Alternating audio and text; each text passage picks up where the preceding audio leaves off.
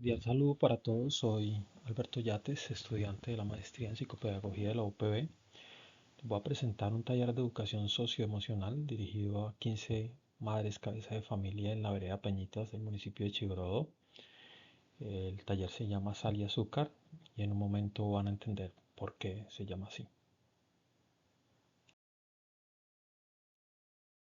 En principio habría que decir que lo importante de este grupo es que ya trabaja junto. Están en la Junta de Acción Comunal, organizan bazares, hacen convites, participan en los programas de primera infancia. La red entre ellas ya existe. Lo que ese vínculo todavía no tiene es un modo de conversación distinto al de organizarse para una tarea. Y una decisión que quiero explicar es que yo no las llamo población vulnerable porque no todas lo son. Ser madre y cabeza de familia en el campo trae desafíos propios y eso no depende de cuánto dinero entra en la casa, no siempre dependen de ello. Esto no lo supuse yo. En un estudio sobre mujeres rurales en Antioquia, ellas mismas señalaron la salud mental como un problema desatendido y propusieron la forma de atenderlo. Señalaron que querían espacios para hacer confianza y compartir vivencias. Una de las entrevistadas los llamaba círculos de la palabra. La frase que me quedó dando vueltas es esa: hay muchas cosas en silencio y que no se digan no significan que no estén sucediendo. Ahora, este estudio es de otra subregión y el hallazgo aparece de manera lateral. Aún así me dice que la necesidad existe, no cuánta hay en Peñitas. Eso seguramente yo puedo indagarlo en los primeros 15 minutos de la sesión.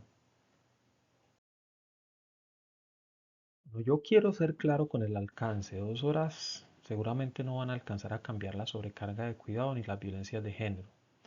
Tampoco parto de suponer que a esas mujeres le falta algo. Si hubiera armado el taller sobre la hipótesis de que tienen estrés o soledad, lo habría convertido en la corrección de algo que estaría supuestamente mal en ellas. Lo que el taller sí hace tiene nombre: prevención primaria inespecífica.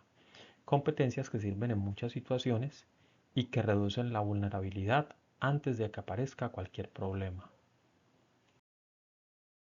Los 4 contenidos. El primero sostiene todo lo demás.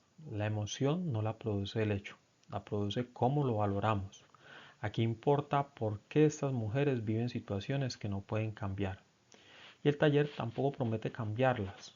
Sobre la valoración es que hay un margen para actuar.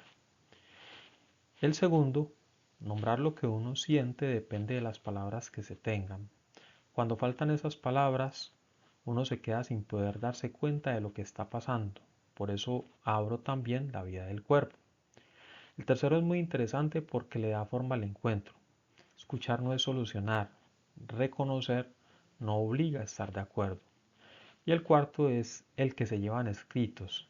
Ese apunta al trato que cada una tiene consigo misma cuando algo le sale mal.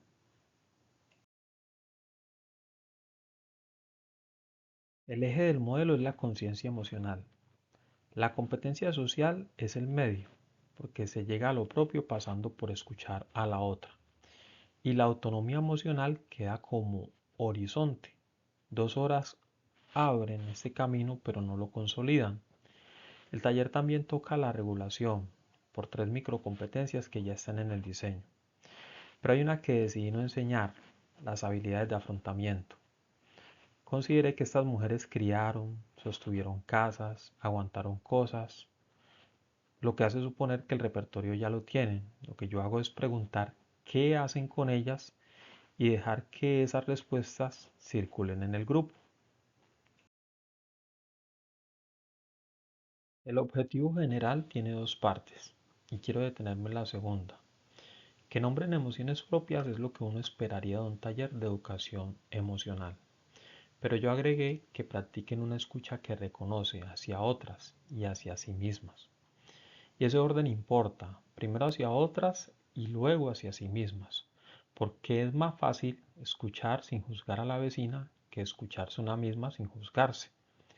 Si logran hacerlo con la otra, tienen por dónde empezar a hacerlo consigo mismas. Por eso el taller es un círculo y no una charla. De ahí salen los 2 específicos. El primero es nombrar al menos 2 emociones sobre una experiencia concreta y dónde se sienten en el cuerpo. Lo del cuerpo lo agregué por algo práctico. Si el vocabulario del grupo es corto, la ronda se agota en 3 palabras repetidas. Preguntar dónde se sintió abre una salida que no depende de las palabras que uno tenga. El segundo es donde el taller pasa de reconocer a manejar. Que vean algo que a ellas les pasó, que entre lo que sintieron y lo que hicieron hubo algo que se dijeron. Ese algo que se dijeron creo que es lo que sí se puede educar y es lo que queda escrito en el material que se llevan. Los dos se verifican dentro de la sesión. El primero, comprobando la ronda de entrada con la de cierre. El segundo, mirando en los campos que quedan en las cartulinas.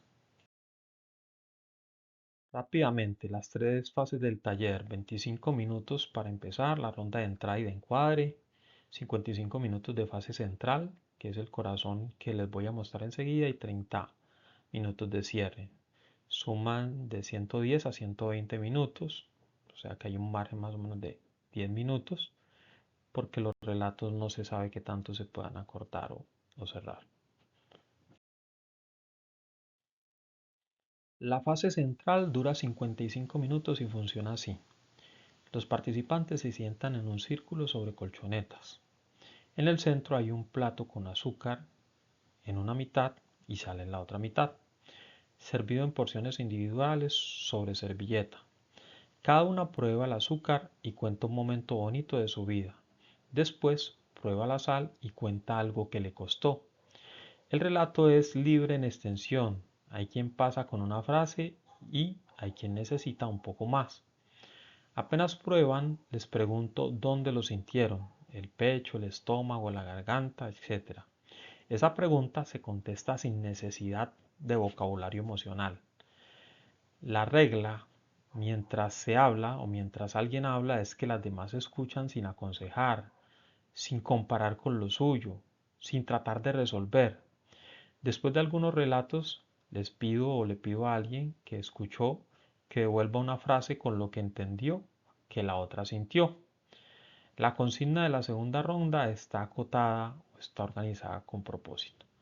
Pido algo que le costó, no un momento triste. La sal ya empuja hacia algo amargo o no tan agradable.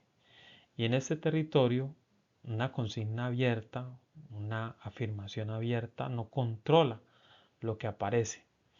Los últimos 10 o 15 minutos son para nombrar lo que acaba de pasar, que escuchar no es solucionar, que reconocer no obliga a estar de acuerdo y que con el azúcar cada uno produjo un recuerdo a propósito. Cierro preguntando qué hacen ellas cuando les pasa eso que contaron. La metodología del taller es de aprendizaje experiencial. El plato es la experiencia, la conversación es la reflexión, ahí mismo se nombra lo ocurrido y el material final es la aplicación. El orden no es por capricho, la experiencia sola no enseña nada, hace falta la reflexión para que de ahí salga algo. Por eso los conceptos los nombro después de que pasan, no antes, como si fuera una instrucción. Respecto a lo que se llevan y cómo lo mido. Se llevan una cartulina que ellas mismas llenaron. Tiene 5 espacios. Primero, cuándo. Segundo, me siento. Tercero, en el cuerpo lo siento en. Cuarto, y me digo. Quinto, y entonces. El importante es y me digo. Dos mujeres a las que les pasa lo mismo, pero que se dicen cosas distintas, terminan haciendo cosas distintas. Eso es todo el taller en una hoja. Para saber si sirvió, comparo 3 cosas. Al entrar, cada una escribe en una tarjeta la emoción con que llega. Durante la sesión, anoto en una rejilla quién participa y qué palabras usa para nombrar lo que siente. Al salir, repito la ronda de entrada y comparo. La cartulina queda como el trabajo que cada una hizo. Ahí quedan las 3 formas de evaluar. La cartulina la evalúa ella misma. La frase que se devuelven entre ellas es evaluación entre pares. Y la rejilla la hago yo. Eso mide lo que pasó en la sesión, no mide si cambiaron de comportamiento después. Para eso ya haría falta un segundo encuentro. Varias recomendaciones, sobre todo respecto al lugar y la convocatoria. El salón comunal es una aula abierta y la confidencialidad no se sostiene con una regla dicha, así que ubico el círculo en el extremo más resguardado y pongo música baja como cortina sonora. Si alguien se asoma, se pausa. Y la convocatoria decide quién llega. Si esto se anuncia como atención a mujeres con problemas, no llega nadie. Las barreras que reporta el estudio son la pena y el miedo. Se convoca como encuentro entre mujeres de la vereda y con invitación desde la Junta de Acción Comunal, no de alguien que llega de afuera. Dos cosas más, y me importan mucho estas dos cosas. La primera es mi propio límite. Yo no soy psicólogo clínico y esto no es una terapia. Si en un relato entra la violencia actual o un duelo abierto, yo no indago, agradezco, sostengo el silencio, sigo con la ronda. Probablemente busque a esa mujer en una parte final. Para eso hay una ruta de derivación que va impresa en el material, un número que después no responde es peor que no dar ninguno. La segunda es la continuidad. Greenberg advierte que un taller breve, sin especialista, desconectado del contexto y sin evaluación, puede resultar contraproducente. El diseño responde a tres de esos cuatro. La brevedad me viene dada y la respuesta es que este sea el primer encuentro y no el único. Si funciona, se repite con grupos vocales. Muchas gracias por la atención. Bueno, finalmente los dejo con las referencias. Aquí está el material de consulta que espero les sea útil, así como lo expuesto en este trabajo. Nuevamente muchas gracias a todos por su atención.